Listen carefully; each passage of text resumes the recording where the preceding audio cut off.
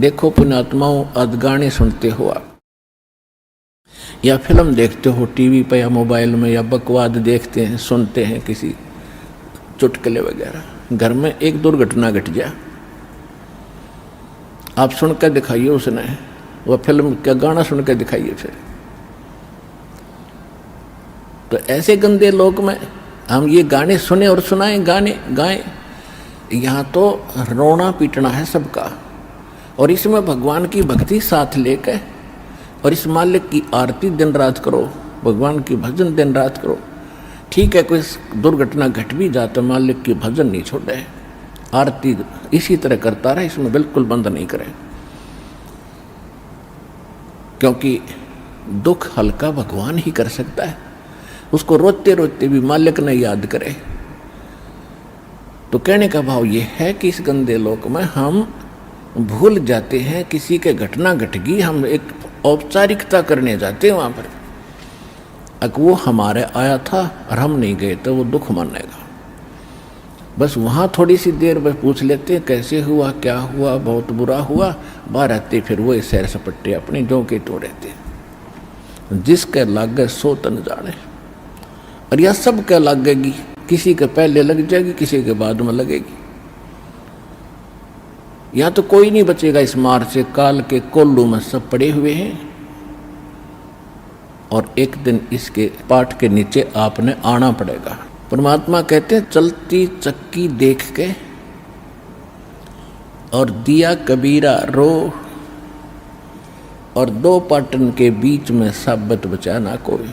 चक्की के बीच में चक्की चल रही है पत्थर की, उसमें कणक डाली जा रही है। कहते दो पाटों के बीच में, इस काल और माया के बीच में आपको पीसा जा रहा है, इसमें साबत कोई नहीं बचेगा। फिर कहते हैं कि किले से लागा रहे ताका नाश न हो। हमने देखा कि हमारी माताएं हाथ से चक्की पीसा करती थी, और उसमें एक किला होता था, किला बीच में एक ऐसे दोनों पाटों के बीच में सेंटर में पाट होते गोल गोल चक्कर पत्थर के, उसमें एक तो डंडा सा लगा होता था उसको घुमाने के लिए, और एक उनके सेंटर में एक सुराख सा होता था, उसमें एक लकड़ की ऐसे गोल सी लंबी लंबी सी एक लगी हुई थी गुटका सा, और उसके चारों तरफ उसके खाली स्थान होता था, उसको किला बोलते थे। अब जो कणक उस किले में पड़ गई वह तो ज्यों की त्यों रहती थी, उस पर उन दोनों पाटों का असर नहीं होता था, और जो उन दो पाटों के बीच में आ गई वह सारी पीस दी जाती थी। तो यहाँ परमात्मा कहते हैं किले से लागा रहे ताका नाश ना हो। तो हम परमेश्वर कबीर जी के साथ लगेंगे, ये किला है इस काल के चक्की के बीच में, और जो परमात्मा के संपर्क में इसके निकट आ गया, फिर काल के इस पत्थर यानी दोनों पाटों से बच गया। तो जो परमेश्वर कबीर जी की शरण में आप आ गए, तो आप उस काल के कोल्लू से, उस चक्कर से यानी पिसने से बच जाओगे। तो प्रसंग चला था कि हम परमात्मा कहते हैं झूठे सुख को सुख कह ये मान रहा मनबोध, ये सकल चबी ना काल का कुछ मुख में कुछ बोध। तो परमात्मा ने ये आग पहले नहीं लगने दी शिक्षा की, और कितना प्यार, कितनी अधीनी, कितनी विनम्रता। और जितने हम विनम्र होंगे, अधीन होंगे, अहंकार रहित होंगे, उतना भगवान हमारे निकट आओगा।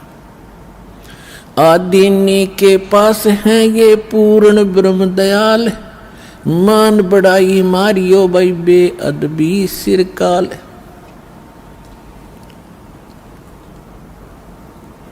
अब जितने हम विनम्र रहेंगे परमात्मा उतना ही साथ देगा। हम अहंकार प्रयोग करेंगे भगवान कोसों दूर चला जाएगा। तो इस प्रकार हमने परमात्मा से लाभ लेने के वो सभी फार्मूले अपनाने पड़ेंगे, जिससे हम परमात्मा का पूर्ण लाभ प्राप्त कर सकें। अब जो प्रसंग चला था कि इस 21 ब्रह्मांड में परमात्मा कहते हैं हमने कोई सुखी प्राणी नहीं देखा।